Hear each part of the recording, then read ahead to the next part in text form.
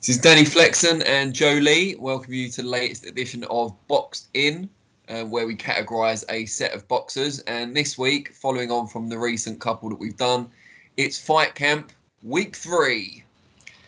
Yeah, no, this is quite a refreshing card. Lots of young talent, lots of interesting topics to talk about as always. But a few interesting ones as well, which I'm excited as always to talk about. How are you anyway?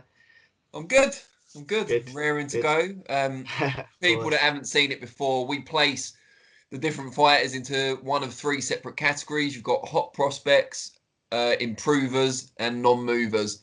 So improvers are people we think that can go somewhere from their current position on the card. Hot prospects are those that are young, have got their best years ahead of them. And non-movers are the people that we think have reached their ceiling as it stands. Mhm. And Joe, you can go first. Who are you going to pick from this card? From this card, I'm going to start with Shannon Courtney. Obviously, someone who's got a massive following. I think she's got 56,000 on Instagram, which to have 5 fights, I'd say like 95% of the men don't even have that after 5 fights. So obviously, she's got a big following, like I say. What do you think's the secret behind that? I don't know. I couldn't tell you. Baffles me. But Yeah, I've no she idea. slips and slides really well. She's moulding into her own fighter, and obviously not having the amateur background, it's been hard for her. But she works so hard in the gym. She's going into her first 8 rounder, and I'm really excited to see where she goes from here. This is obviously the biggest fight of her career, and I think she's got nice head movement as well. She's got a lot of interesting things that in this fight are going to be tested because, as I say, Rachel Ball's no joke. But for Shannon Courtney, it's going to be hot prospect for the first one of today's episode. So that takes on to Rachel Ball, who I had the pleasure of interviewing a couple of weeks ago. And I think Saw that, yeah. if you think there's a good chance that she upsets Shannon Courtney, and I do think there's a good chance of that, then you have to put her in the improvers category. Yeah. She's no spring chicken at 29, says the near 39-year-old talking at the moment. But she is, she's already fought against tough opposition. She pushed Katrina Tanders to a majority decision out on foreign soil. Tough fight. Obviously, Tander's much bigger than her as well. She's going to be fighting Yeah. more like her natural weight against Courtney. Mm-hmm. Just beat Bet Connolly, who's a decent fighter, quite clearly as well. I think she's a good fighter, and I think she just maybe hasn't had the opportunities yet. In the women's game, sometimes it can be quite difficult to build slowly. Yeah. Someone like Shannon, obviously, is with Matchroom. It's a lot easier, but when you haven't got the backing of a major promoter, you have to take the money where it is, and going Yeah. overseas to fight people outside of your weight class. Katrina Tanders is now WBC interim champion. So Mm-hmm. that was a tough one early in Rachel Ball's career. But yeah, she's quality. She's good technical boxer, got the basics right, endurance. I think the longer rounds might suit her more than Courtney. I'm not going to analyse that fight too deeply because that's not what we're here to do, but I think she Yeah. can go in the improvers category. Yeah, it's interesting because I don't always say this, but with Rachel Ball, it's someone who you look at her and has someone whose mindset in particular just looks so strong and she looks so confident, even though she's had a loss and only 6 fights. She looks really, she's been able to spar with her partner in the house, so she's obviously been training a lot as well through the pandemic. Obviously, Shannon Courtney has as well, but it's going to make for an interesting fight and certainly a 50-50 one, I believe. That'll move me on to my next one, Anthony Fox. Now, off the bat, you look at his record, 8-12, and think he must be in the non-movers, right? But then you look at how he's won his last three, thinking, well, maybe he hasn't reached his ceiling then. But then you look at who he's going to fight in John Doherty, the power he's got, I just can't see him getting past him. So for me, it's got to be a non-movers for Fox. Yeah, I mean, I think that's fair enough. He's got a losing Yeah, record. If he was going to kind of break out of that, he'd probably have done it by now, but I kind for of sure. understand. John Doherty, 22 years old, looks older. Hope you don't mind me saying that. But let's be honest, I was a bit surprised when I looked it up and saw he was still only 22.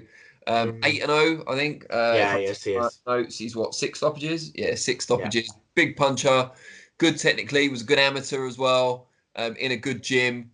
Uh, Matchroom behind him. It's hard to see how he cannot move on from where he is now. But he's only 22, so he goes into the hot prospects category, and he is, an actual hot prospect, not just one we're giving that label to because he fits the category. He really could go places. Yeah, no, I agree with that 100%. I think this is probably one of the last few fights where he's going to have someone with a losing record and someone that no one's really expecting to win. I think he needs to get into the serious fight sooner rather than later. And I'm excited to see him grow, which I think he will do. So next up, the man who we spoke about many times, Zelfa Barrett. I think we're both quite excited about him. I pick him to win this fight, even though it's going to be a tough fight.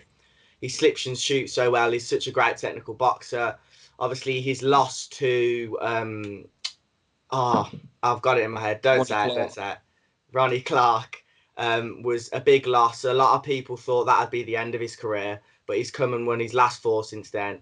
Most importantly, Leon Woodstock and Jordan McCorry in his last fight. And he's shown that he still belongs at this level. He's had a blip, obviously, but he's come back, like I say, his first fight with Matchroom. And I think he's going to get into some big fights. I want to see him fight Archie Sharp, but obviously being in different promotions now, it's going to be harder. But regardless of who he fights, I think there's going to be exciting fights down the line for him. He's not young enough to put him in the prospects, but he's definitely going to improve, so he'll go in the improvers.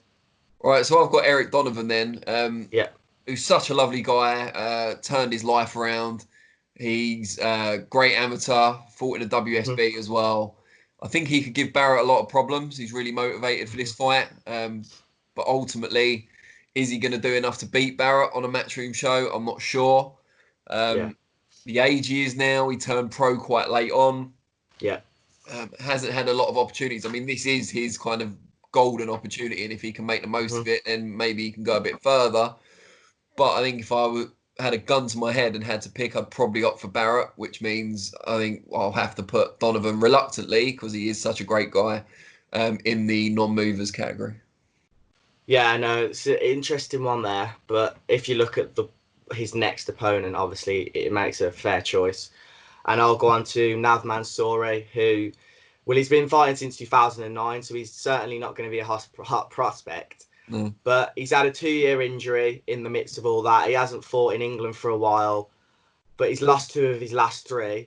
And looking at who he's got as well, he's got a young, hungry, talented Kieran Conway. I can't see him getting past that. He's in one of those fights now where if he wins, he could be in the improvers because he's beating a solid prospect of Eddie Hearns.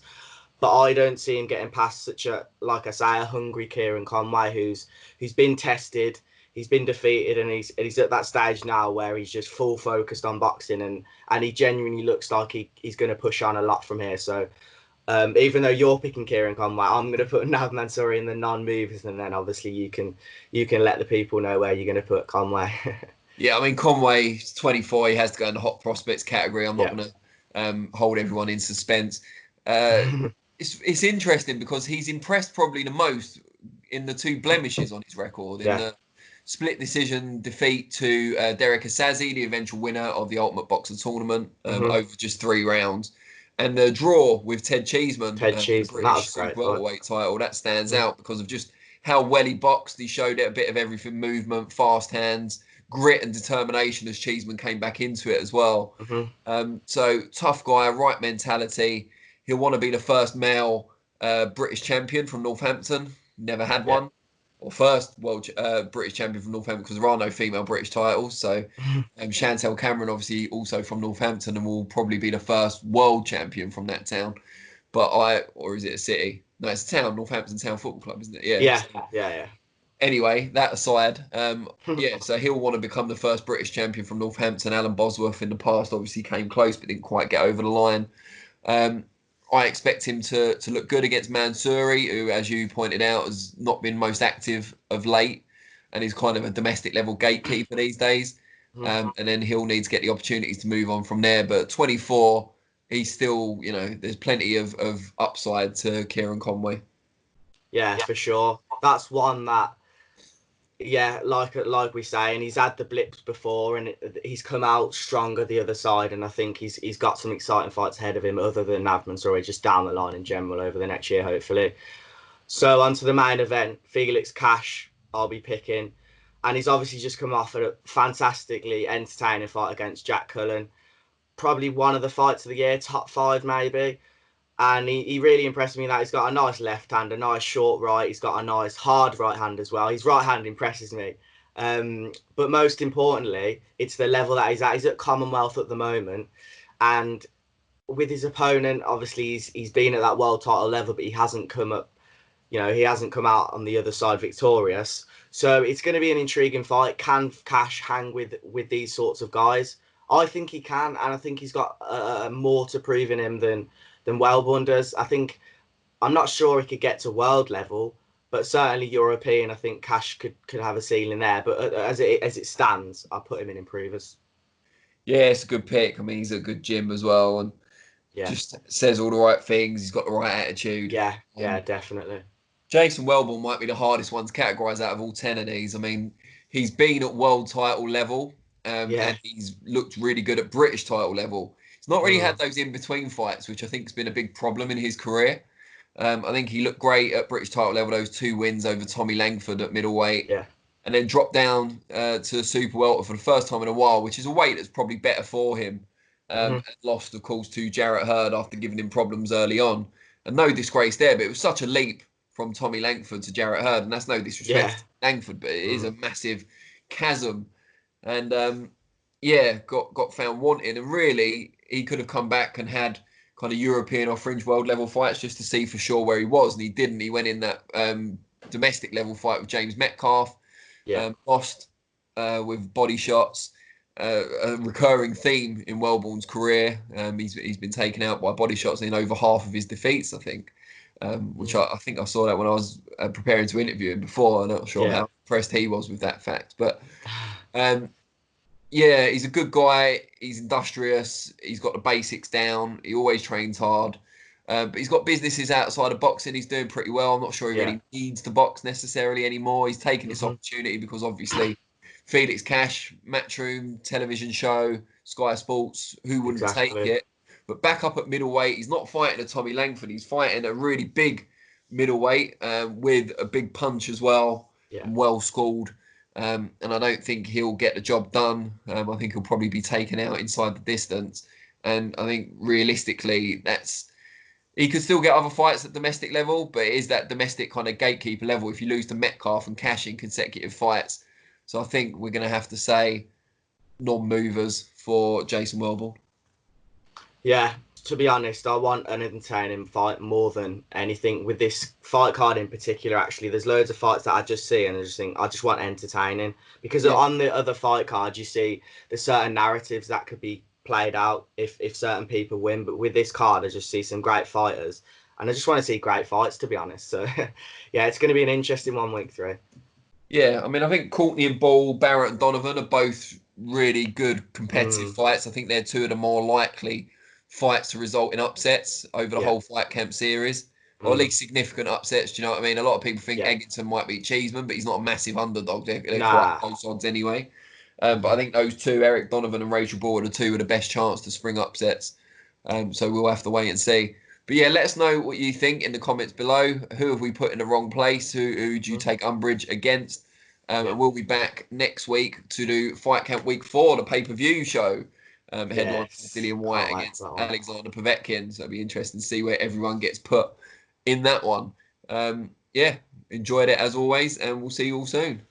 Cheers.